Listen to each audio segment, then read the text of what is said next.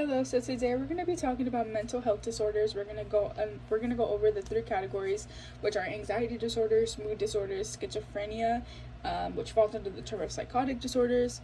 One even is mental health disorders. Although there's quite a few definitions of what mental health disorders are, the main definition that pretty much sums up what it is will be: a mental disorder is characterized by a significant disturbance in an individual's cognition, emotional regulation, and or behavior. And this is by World Health Organization. We're gonna start with anxiety disorders. I feel like we all, as people, we experience a form of anxiety. Although there's a lot of people who do experience anxiety in a very overwhelming way, and it basically takes over their life. And under the anxiety disorder category, there are six. We're going to start with these two. We have generalized anxiety disorder and panic disorder, which is also called agoraphobia. So the symptoms for generalized anxiety disorder is excessive worrying for 6 months or even more, sleeping issues, which could involve sleeping too much, sleeping too little, irritability, difficulty focusing, and fragile. Ideologically, I'm so sorry. I was just saying this right. The biological vulnerabilities, which is specific genetic and neurobiological factors that could increase the chances of someone to develop an anxiety disorder, and also like experiences in our early lives and our adolescent lives that could affect our anxiety as well in our early lives. Treatments are basically medications, SSRIs and SNRIs, cognitive behavioral therapy focusing on worrying exposure and cognitive reconstructing, and lifetime prevalence of 5.7%. We're going to move on to panic disorder, which the symptoms are repeated panic attacks along with chest pains, dizziness, fear of any future attacks, and shortness of breath.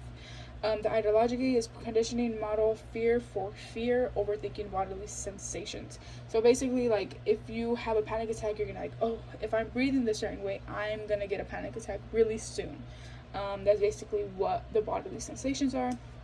Treatment would just be cognitive behavioral therapy, focusing on exposure, and also medication, SSRIs. Lifetime prevalence of 4.7. This is the other two, which is specific phobia and social anxiety disorder. We're going to start with specific phobia. The symptom is honestly very, very simple. It's just an intense or an irrational fear of something along the lines of blood injury, injections, situational, natural environment, an animal, or etc. The reasoning behind this, honestly, it's just because of the fear, like for me personally, I have a fear of when I get sore throats.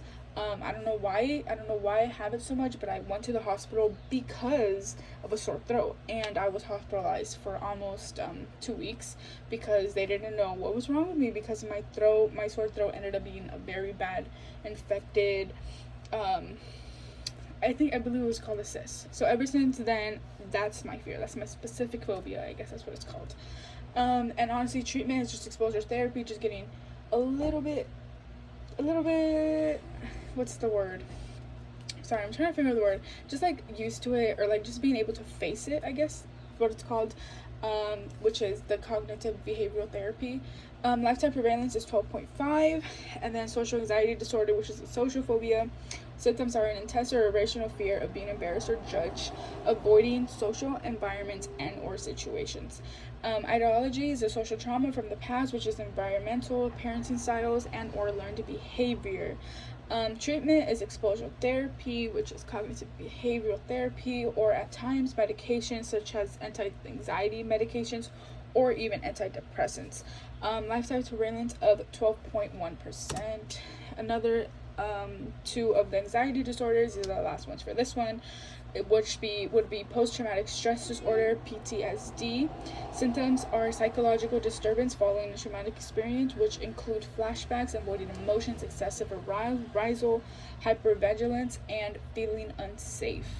The ideology is obviously the traumatic experience, which is caused by the, why we have the PTSD. And honestly, the treatment is just medication, SSRIs, and cognitive behavioral therapy. Lifetime prevalence is 6.8%. And the last one for anxiety disorders is obsessive compulsive disorder, which is OCD. Symptoms are intrusive / unwanted thoughts, obsessive and or repetitive behaviors that interfere with our daily lives. Ideology, childhood trauma such as abuse or neglect, differences within brain structures and or functions, and genetics are also part of one of the reasonings that come up. Treatment is SSRIs, which is medication, cognitive behavioral therapy, and exposure therapy as well, and lifetime prevalence of 1.6%. So now we're going to move on to mood disorders. Mood disorders, we all have emotions as humans, but it's not the same as mood disorders. I'll be talking about mood disorders, which are extended periods of depressed, euphoric, and irritable moods that are in combination with other symptoms and can cause the person lots of distress and interference with their everyday life, and this is by the NOVA textbook. Mood disorders, so we're going to start with major depressive episode. In order to have MED, you must experience 5 or more symptoms, which include depressed mood, lack of interest, weight loss or gain, insomnia or sleeping too much, fragile, not being able to concentrate, so suicidal thoughts or suicide attempt. I'm sorry. I get these things where I forget to pronounce words. It's so weird. Etiologically. Okay, yeah. Negative psychological thinking styles such as internal versus external, global versus specific, stable versus unstable, stressful life events, lack of support, or genetics such as neurotransmitter imbalance. Treatment, antidepressants, medications, and psychotherapy. Life prevalence of 8.4%.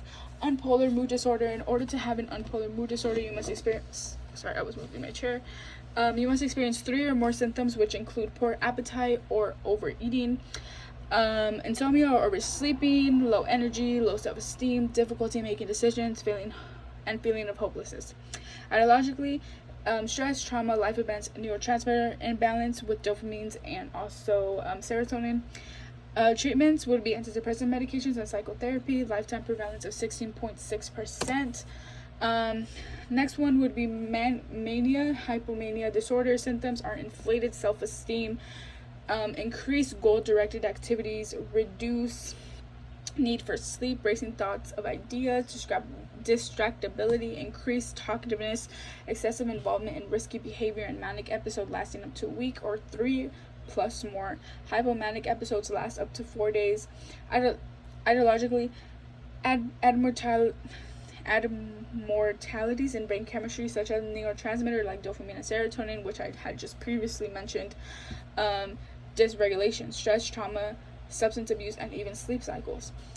Treatment, mood stabilizers, medications called lithium, cognitive behavioral therapy, social rhythm therapy, and antipsychotic medication. Lifetime prevalence of 5.3%. Bipolar disorder. This is another one, which the symptoms would be at least 1 manic episode with impulsivity, decreased need for sleep, elevated mood, depressive moods, and episodes.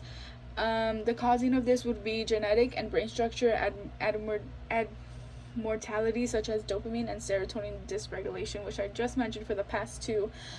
This is a very big reasoning on the mood disorders. Treatment would be the same as hypomania and mania. It was just the the only difference is the psychoeducation and the family focused therapy, and lifetime prevalence of 4.4%. Schizophrenia, on to our last and final mental illness. Schizophrenia is a very serious mental illness that affects how a person thinks, feels, and behaves. People with schizophrenia may seem as though they have lost touch of reality. This is by the National Institute of Mental Health. Schizophrenia, there are 3 types of symptoms. Positive symptoms, which don't necessarily mean positive, by the way. Hallucinations, delusions, disorganized thinking, and a way of speaking. Negative symptoms, flat affect, evolution, and social withdrawal. Cognitive symptoms, impaired attention, issues with memory, and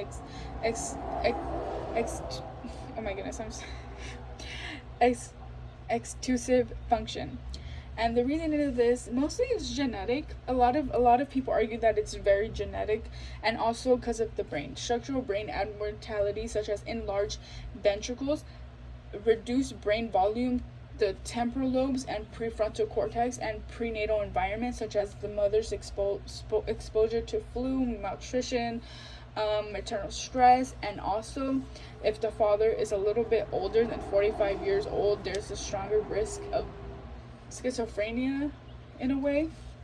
And then the treatment: antipsychotic medications, atypical, and there's two types: atypical, which is fewer side effects, and then typical, which blocks dopamine. Cognitive behavioral therapy and cognitive enhancement therapy, and the lifetime prevalence of 1%. And that is all. Thank you.